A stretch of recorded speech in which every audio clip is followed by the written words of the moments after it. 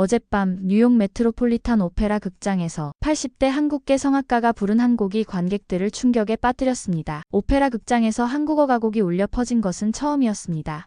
관객들은 놀란 표정으로 서로를 바라보며 숨을 죽였습니다. 그녀의 노래가 끝나자 극장은 우레와 같은 박수가 이어졌습니다. 하지만 그것이 끝이 아니었습니다. 한동안 기립박수가 멈추지 않았고 곳곳에서 눈물을 훔치는 관객들도 보였습니다. 지금 들으신 이 노래는 한국에서 100년 전에 탄생한 곡입니다. 1926년에 발표된 사의 찬미입니다. 오늘 이 노래를 부른 80대 성악가의 손에는 낡은 악보가 들려 있었는데요. 그 손에 쥔 악보는 단순한 종이가 아니었습니다. 어떤 사연이 담겨 있는지 직접 들어보겠습니다. 안녕하세요. 저는 한국 이름 김연희, 이제는 엘레나 밀러라는 이름으로 불리고 있습니다. 저는 12살 때 한국을 떠나 미국으로 오게 되었습니다. 그때 한국의 상황은 최악이었습니다. 저는 전쟁으로 가족을 잃었고 하루하루를 살아내야 했습니다. 그리고 그 시절 노래는 제게 유일한 위안이었습니다. 그 노래가 결국 저를 이곳까지 이끌었습니다. 제가 어렸을 때 한국은 너무나도 힘든 시기를 겪고 있었습니다. 전쟁이 끝난 후에도 나라 전체가 폐허였고 사람들은 생존을 위해 힘겨운 나날을 보내고 있었습니다. 먹을 것이 부족했고 거리에는 부모를 잃은 아이들이 넘쳐났습니다. 저도 그중 하나였습니다. 전쟁이 끝난 뒤 나는 한 구호단체의 도움으로 학교에 다닐 수 있게 되었습니다. 그곳에서 나는 이선영 선생님을 만났어요. 선생님은 나를 따뜻하게 보살펴 주었고 무엇보다 내 노래하는 재능을 발견해 주셨습니다. 선생님은 내게 책을 읽는 법을 가르쳐 주었고 노래를 부르는 것이 나를 더 강하게 만들어줄 것이라고 말씀하셨습니다. 어느 날 선생님은 조용히 피아노 앞에 앉아 한 곡을 연주하기 시작했습니다. 그것이 바로 사의 찬미였습니다. 나는 선율에 이끌려 자연스럽게 노래를 따라 불렀고 선생님은 흐뭇한 미소를 지으며 말했습니다. 이 노래는 아주 오랜 이야기와 함께 해온 곡이란다. 내 친구가 아주 오래전에 이 악보를 전해줬지. 윤심덕이라는 친구야. 나는 놀란 눈으로 선생님을 바라보았습니다. 윤심덕이라는 이름은 낯설지 않았어요. 선생님은 조용히 악보를 만지며 피아노 건반을 가볍게 두드렸습니다. 이 악보가 갖고 싶으면 내 손으로 직접 필사해보렴. 노래를 마음으로 이해하려면 악보를 직접 손으로 옮기는 것이 가장 좋은 방법이란다. 선생님은 악보 옮기는 것을 알려주셨어요. 나는 선생님의 말씀에 따라 조심스럽게 악보를 필사하기 시작했습니다. 손끝으로 한 음을 옮겨 적으며 이 노래가 가진 감정을 천천히 느껴보고 싶었습니다. 하지만 전쟁 후의 혼란 속에서 학교를 떠나야 했고 나는 미군 부대 근처에서 살아가게 되었습니다. 그렇게 미군 부대 주위를 전전하며 살아가던 어느 날 나는 미군들이 틀어둔 라디오에서 흘러나오는 음악을 듣고 무의식적으로 노래를 따라 불렀습니다. 그날 이후 나는 미군 부대에서 노래를 부르게 되었어요. 처음에는 단순히 배를 골지 않고 노래를 부르는 즐거움이었지만 점점 나의 목소리는 사람들의 마음을 움직였습니다. 군인들은 나를 코리안 나이팅게일이라 부르며 공연을 요청하기도 했었죠. 그렇게 노래를 부르던 어느 날 나는 미군 부대에서 우연히 피아노 앞에 앉게 되었습니다. 나는 조심스럽게 건반을 눌렀고 자연스럽게 사의 찬미의 멜로디를 연주하기 시작했습니다. 미군 병사 이 멜로디는 언딘가 익숙한 곡인데 뭔가 마음을 울리는군. 미군 병사가 말했어요. 노래가 흐르는 동안 몇몇 병사들은 피곤한 몸을 이끌고 음악에 맞춰 천천히 왈츠를 추기 시작했습니다.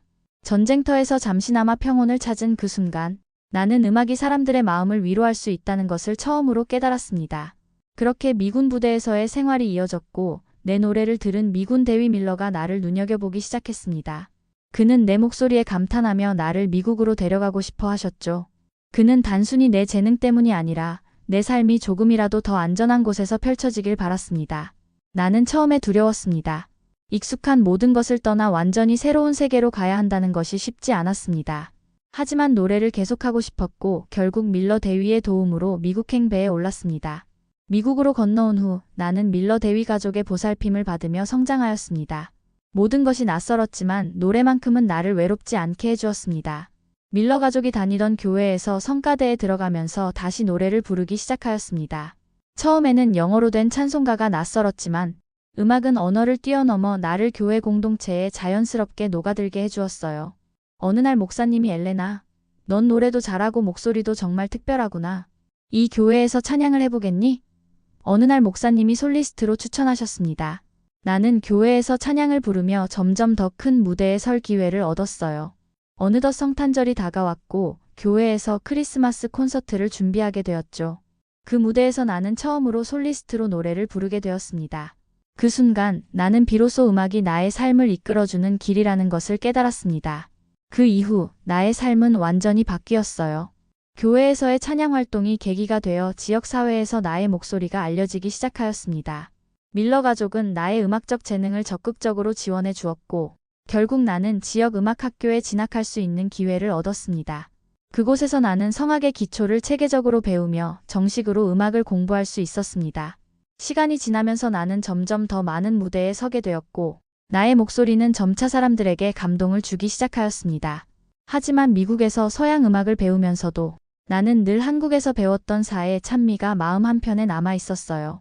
바쁜 나날 속에서도 나는 내가 소중히 간직해 온 낡은 악보를 꺼내어 피아노 앞에서 다시 연습하였습니다. 익숙하면서도 가슴 한편을 저미게 하는 그 멜로디는 나에게 어린 시절과 선생님과의 기억을 떠올리게 하였습니다. 그러던 어느 날 나는 옆집에 살던 한 한국인 할머니를 알게 되었습니다. 그녀는 늘 조용히 사의 찬미를 흥얼거리셨습니다. 처음에는 그냥 지나가는 멜로디처럼 들렸지만 시간이 지나면서 나는 그 노래가 내 어린 시절을 떠올리게 한다는 것을 깨달았습니다.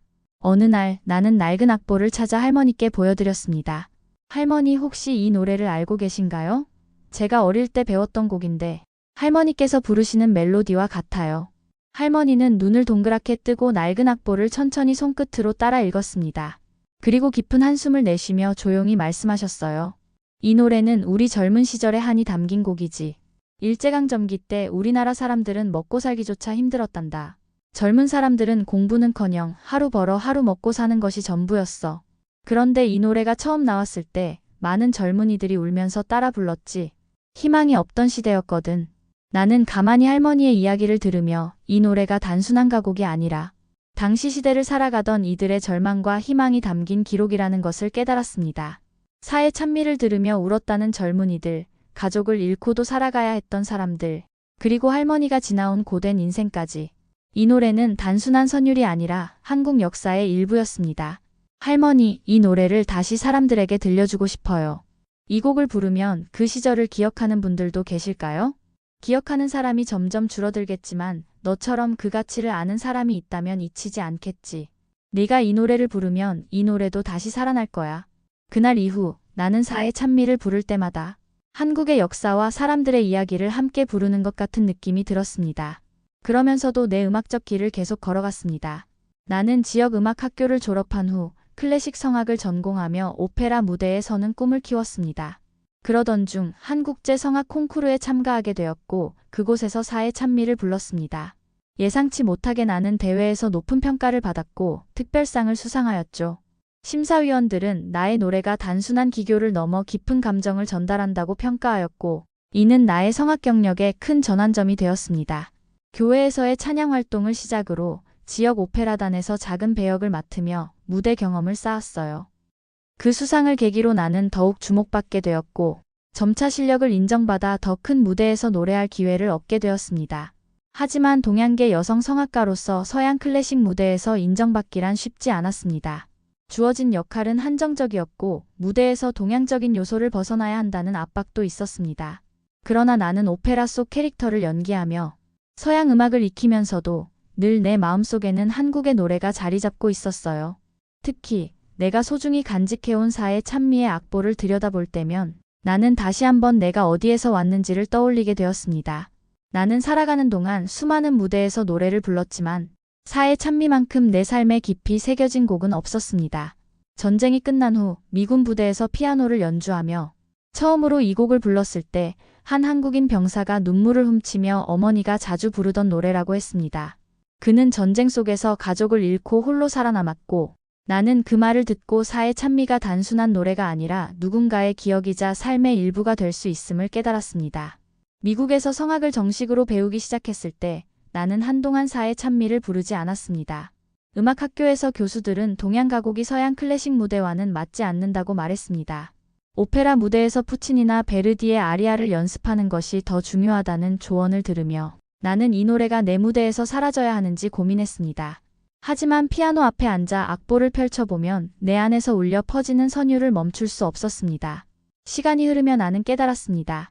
음악이란 단순한 기술과 스타일이 아니라 마음속에서 우러나오는 진심이 있어야 한다는 것을요. 점차 실력을 인정받아 더 큰 무대에서 노래할 기회를 얻게 되었습니다. 하지만 동양계 여성 성악가로서 서양 클래식 무대에서 인정받기란 쉽지 않았습니다. 주어진 역할은 한정적이었고 무대에서 동양적인 요소를 벗어나야 한다는 압박도 있었습니다. 그러나 나는 오페라 속 캐릭터를 연기하며 서양 음악을 익히면서도 늘 내 마음속에는 한국의 노래가 자리 잡고 있었습니다. 특히 내가 소중히 간직해온 사의 찬미의 악보를 들여다볼 때면 나는 다시 한번 내가 어디에서 왔는지를 떠올리게 되었습니다.